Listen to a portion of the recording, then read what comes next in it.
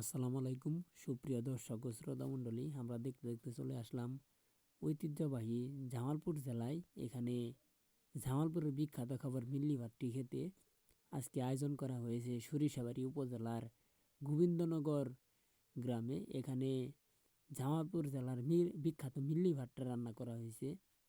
এখানে প্রায় 4,500 লোকের সমাগম হবে। কিছুক্ষণ পর প্লাস্টিকের পলিথিনে সবাইকে মিলিটা দেওয়া হবে।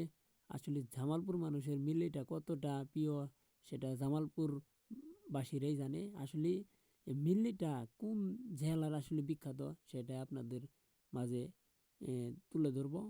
অনেক লোকেই বলে এই মিল্লিটা জামালপুরের নয়, টাঙ্গাইলের বিখ্যাত, আবার অনেকজনে দাবি করে সিরাজগঞ্জের বিখ্যাত। আসলে এই মিল্লিটা কোন জেলার বিখ্যাত খাবার আপনারা অবশ্যই জানাবেন।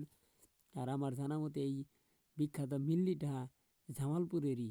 এই জামালপুরে সবচেয়ে বেশি আয়োজন করা হয়। আসলে মৃত ব্যক্তির উদ্দেশ্যে এই মিল্লিটা আয়োজন করা হয়।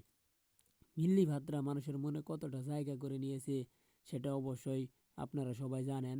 আসলে মিল্লি ছাড়া মানুষ বাঁচা অসম্ভব হয়ে গেছে। একটা মৃত ব্যক্তির 40 করার জন্য 40 দিন পরে মিল্লিটা রান্না করা হয়। আপনারা দেখতে পাচ্ছেন এখানে পাতিলে কিভাবে এই চালের গুঁড়া দেওয়া হচ্ছে।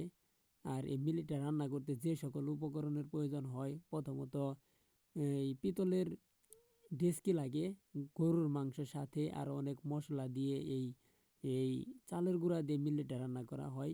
আসলে মিল্লি ভাতটা জামালপুর জেলার বিখ্যাত খাবার। এই জন্যই এখানে শত শত শত শত লোক, হাজার হাজার লোক এসে মিল্লি ভাতটা খেয়ে থাকে। আসলে শীতের সকালে আরও অনেক বেশি আয়োজন করা হয় এই মিল্লি ভাতের। মিল্লি ভাতটা মানুষের মনে কতটা জায়গা করে নিয়েছে সেটা জামালপুরবাসীরাই জানে। আমরা দেখতে দেখতে সিরাজগঞ্জ থেকে চলে আসছি সরিষাবাড়িতে। এখানে আজকের আয়োজনটা অনেক বড় আকারে অনুষ্ঠিত হচ্ছে। এখানে আপনারা দেখতে পাচ্ছেন কিভাবে আসলে এই চালের গুঁড়াটা এই মিল্লির ভিতরে দেওয়া হয়। মিল্লিটা আসলে জামালপুর জেলারই ঐতিহ্যবাহী খাবার। সেটা 300 বছরের ঐতিহ্যবাহী খাবার।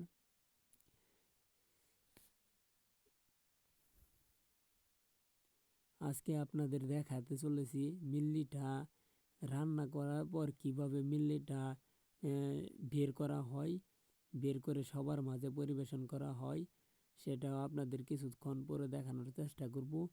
আজকের এই মজলিসে প্রায় 4,500 লোকের মধ্যে সমাগম হবে। এখানে আপনারা আশেপাশে দেখছেন যে অনেকগুলো ডিস্কি রয়েছে। এই ডিস্কিতে প্রায় 300 লোকের, একটা ডিস্কি থেকে 300-400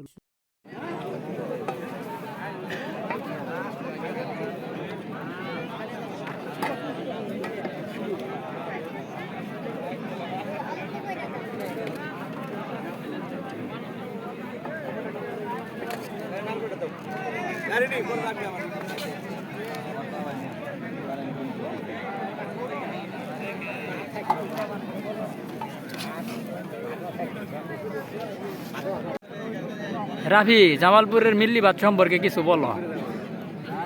আসলে জামালপুরের এটা ঐতিহ্য, মিল্লি ভাত এটা জামালপুরের জন্য ঐতিহ্য, বিখ্যাত একটি খাবার।